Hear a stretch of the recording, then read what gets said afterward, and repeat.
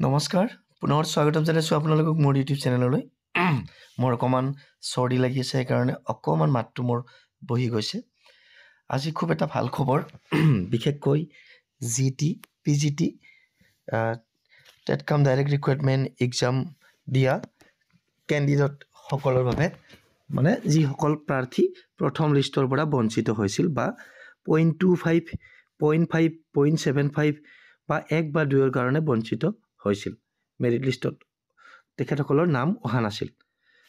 গতিকে ৰণোজ পেগু ডাঙৰীয়াই আজি সামাজিক মাধ্যম যোগে তেখেতে অৱগত কৰে যে জিটি পিজিটি ৰিক্ৰুইটমেণ্ট প্ৰচেছত যি বৰ্তমান ডকুমেণ্ট ভেৰিফিকেশ্যন চলি আছে মই চলি থকা বুলি এই কাৰণে কম কাৰণ পিজিটিৰ যদিও হৈ গৈছে পিজিটিৰো কিন্তু বেকএণ্ড ভেৰিফিকেশ্যন চলি আছে যিসকলে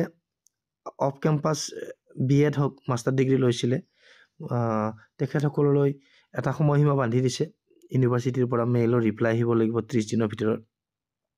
ৱেষ্ট বেংগলৰ হওক বা যিকোনো আউট অফ আছাম ষ্টেট আৰু লগতে চলি থকা এই কাৰণে কৈছোঁ 1 তাৰিখৰ পৰা আকৌ আৰম্ভ হ'ব জিটিৰ গতিকে জিটি পিজিটি বুলি যে ক'লে ইয়াতে গতিকে আপোনালোকে অলপ ৱেইট কৰিব লাগিব হয়তো জিটিৰ ক্ষেত্ৰতো তেনেকুৱা হ'ব আৰু এনেকুৱা হ'ব পাৰে যদি 30 দিন উকলি যায় মানে 6 তাৰিখ লাষ্ট আছিলে 6 জুন লাষ্ট ভেৰিফিকেশ্যন আছিল দুদিন ভেৰিফিকেশ্যন হৈছিল 6টা জনত অল আছামত পিজিটিৰ ক্ষেত্ৰত গতিকে 6 তাৰিখ 30 দিন সময়সীমা যিহেতু দিছে আউট অফ ষ্টেট যিসকলে বিএড বা মাষ্টাৰ ডিগ্ৰী কৰিছে তেখেতসকলক মানে যাতে মেইলৰ ৰিপ্লাই আহে তাৰপিছত কিন্তু 6 তাৰিখৰ পিছত হয়তো নেক্সট দিনে হয়তো নহ'ব পাৰে বা 10 তাৰিখ মানে আৰু এখন মানে যিসকল ৰিজেক্ট হ'ল তেখেতৰতো পোষ্টবিলাক ভেকেঞ্চি ৰৈ যাব তেখেতসকলৰ আৰু ধৰক কিছুমানৰ ৰিপ্লাই ধৰক কিবা নাহিলে সেইটো মই ক'ব নোৱাৰিম এইবিলাক ভিতৰৰ কথা হ'ব গতিকে তেখেতসকলৰো যদি ভেৰিফিকেশ্যন কেঞ্চেল হয় তেতিয়া কিছুমান পোষ্ট খালী ৰ'ব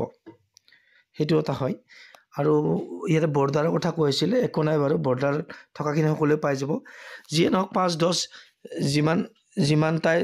পোষ্টে খালী নহওক তাৰ কাৰণে সেকেন্ড মেৰিট লিষ্ট ওলাব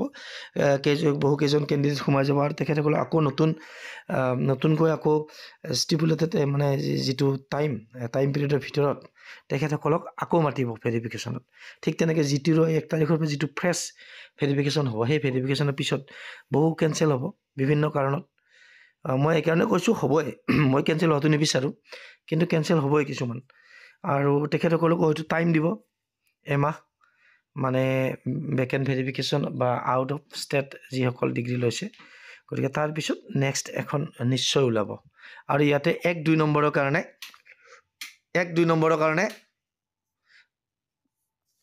যিসকলে ৰৈ গৈছে তেখেতসকলে পোৱাৰ খুব চান্স আছে আৰু পইণ্টত যিসকল ৰৈ গৈছে তেখেতসকলে পোৱাৰ একেবাৰে 100% চান্স আছে এইটো এটা খুব ভাল খবৰ বুলি মই ভাবোঁ আৰু সেইকাৰণে মই ভাবিলোঁ ভিডিঅ' যোগে আপোনালোকৰ সৈতে শ্বেয়াৰ কৰোঁ আৰু মোতকৈ হয়তো আপোনালোকে আগতে পাইছে কাৰণ আপোনালোক এক্টিভ হৈ থাকে ছ'চিয়েল মিডিয়াত তথাপি ভাবিলোঁ যিসকলে গম পোৱা নাই খবৰটো পাক কিছু হ'লেও ভিডিঅ'ৰ জৰিয়তে আৰু ভিডিঅ'টো শেষলৈকে যিসকলে ধৈৰ্য ধৰি চাইছে তেখেতসকললৈ ধন্যবাদ জ্ঞাপন কৰিছোঁ পুনৰ এবাৰ কৈছোঁ মোৰ মাতটো আজি অকণমান বহি আছে বেয়া নাপাব ভইচ ক্লিয়াৰিটি বেছি অহা নাই ধন্যবাদ